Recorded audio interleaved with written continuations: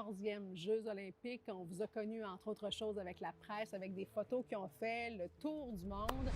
Est-ce que les Olympiques, parmi tout ce que vous avez photographié, puis vous en avez photographié dans votre vie, là, où est-ce que ça se place dans votre échelle? Bien, pour moi, les Olympiques, c'est le summum des événements que j'ai couverts. Il n'y a rien qui peut battre ça pour un photographe.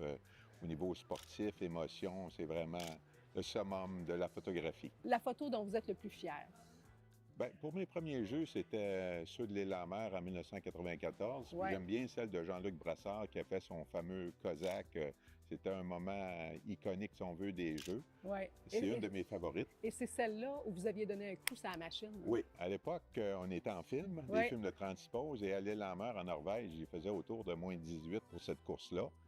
Jean-Luc, le dernier compétiteur, je mets un film neuf de 36 poses, et dès qu'il commence, oh, ça fonctionne pas, et j'ai donné un coup sur la batterie, et là, l'appareil a déclenché, et j'ai pu faire la photo de son Cosaque, et à ce moment-là, tout était manuel pour le focus, là. Ça devait venir avec des petits moments de panique. À ce moment-là, c'était des négatifs couleurs, et on devait retourner au centre de presse avec les films, faire développer le film, et là, regarder avec la loupe si on avait la photo. L'angoisse.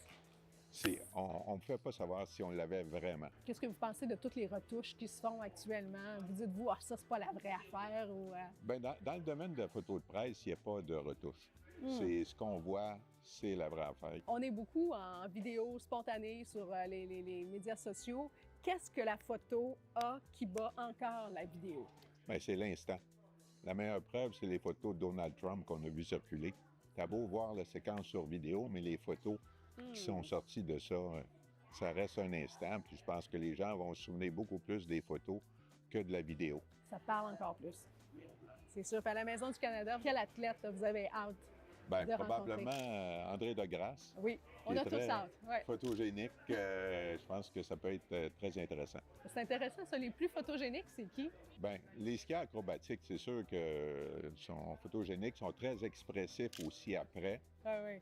Ça ne retient pas l'émotion dans le bas de la pente. Là. Non. On en a dans Ils le laissent Kodak, aller. là. Des fois, il y a de l'émotion où les athlètes ne sont pas satisfaits de leur performance, mais on doit capter ça aussi. Merci pour ce moment-là et Bien. félicitations pour près de 50 ans de photos de carrière pour notre grand plaisir. Bien, merci beaucoup à toi.